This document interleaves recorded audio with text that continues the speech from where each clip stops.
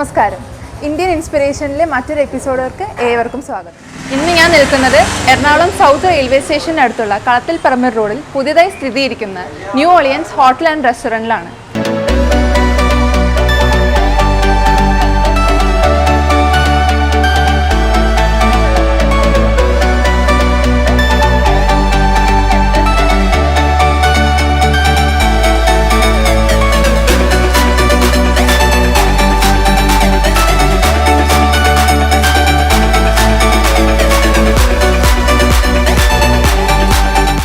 ഇവിടുത്തെ മാനേജിംഗ് ഡയറക്ടറായ മുഹമ്മദ് സലീമയ്ക്കാണ് ഇന്നത്തെ നമ്മുടെ അതിഥി.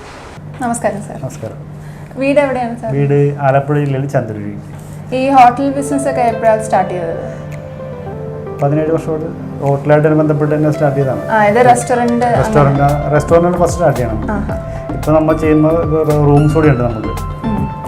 ഈ റൂംസിന്റെ ഒക്കെ ബിസിനസ് എപ്പോഴാണ് സ്റ്റാർട്ട് ചെയ്തത്? അതിപ്പോൾ 6 മന്ത് ആയിട്ടുണ്ട്. ഇവിടെ മാത്രമായിട്ടാണോ? ഇപ്പോൾ നമ്മൾ സ്റ്റാർട്ട് ചെയ്യുക ഇവിടെയാണ്. പിന്നെ നമുക്ക് KSR സ്റ്റാൻഡേർഡ് സ്റ്റാർട്ട് ചെയ്യാൻ പോകുന്നുണ്ടോ?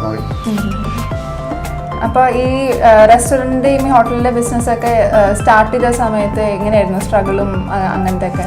സ്റ്റാർട്ട് ചെയ്ത സമയത്ത് നമുക്ക് സ്റ്റാഫൊന്നും ഉണ്ടായിരുന്നില്ല. നമ്മൾ തന്നെയായിരുന്നു എല്ലാ വർക്കും ചെയ്തിരുന്നത്. ഇപ്പോഴാണ് നമുക്ക് സ്റ്റാഫായത്. നമുക്കൊരു 3 വർഷത്തോളം നമുക്ക് സ്റ്റാഫൊന്നും ഉണ്ടായിരുന്നില്ല. ഇപ്പോഴാണ് നമുക്ക് സ്റ്റാഫൊക്കെ ആയത്.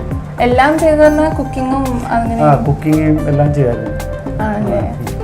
ഫാമിലി ആയിട്ടുള്ള ബിസിനസ് ആണോ അതോ ചേട്ടനായിട്ട് സ്റ്റാർട്ട് ചെയ്താണോ?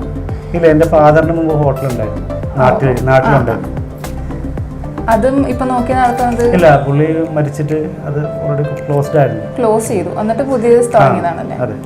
ഇവിടുത്തെ ഇപ്പൊ സ്പെഷ്യൽസ് ഒക്കെ എങ്ങനെയാണ് റെസ്റ്റോറൻറ്റിൽ?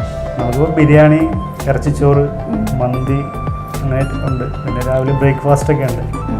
വൈകിട്ട് ഡിന്നർ ചെയ്യുന്നുണ്ട്. ബ്രേക്ക്ഫാസ്റ്റിന്റെ മെന്യൂസ് ഒക്കെ എങ്ങനെ വരും? ബ്രേക്ക്ഫാസ്റ്റ് രാവിലെ പോലുള്ളത് ദോശയുണ്ട്, ഇഡ്ഡലി, അപ്പം, പൂരി, എല്ലാ ഐറ്റംസും ഉണ്ട് നമുക്ക്. ലഞ്ചിനാണോ കോംബോസ് കൂടുതൽ കൊടുക്കുന്നത്? ഇല്ല, ബ്രേക്ക്ഫാസ്റ്റിന് കോംബോ ഉണ്ട് നമുക്ക്.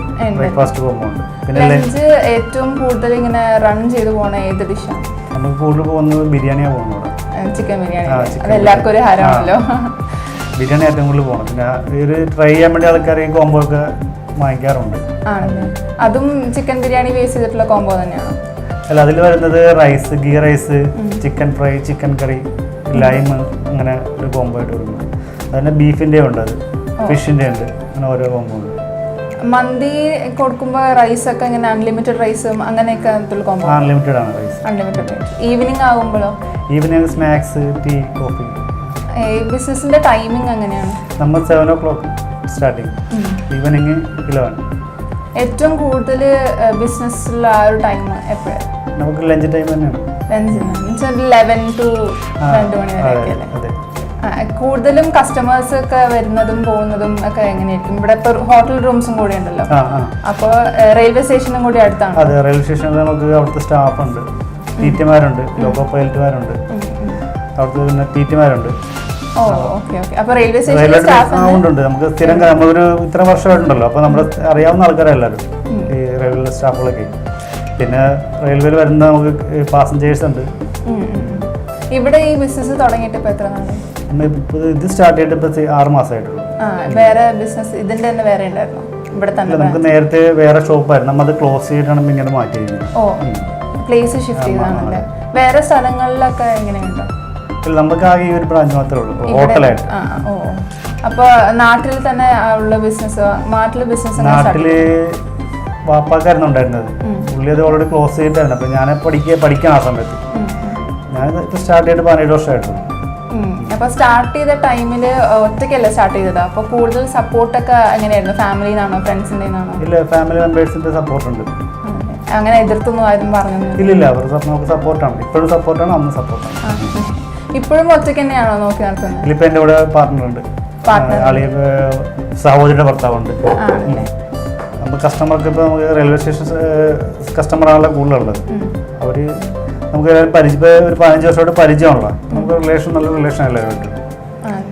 ഈ കോംബോസ് ഒക്കെ അതിൻ്റെ ഒരു ഐഡിയാസും ഒക്കെ വന്നത് ചേട്ടൻ തന്നെയാണോ? അത് രാവിലെ കോംബോ ഉണ്ട്.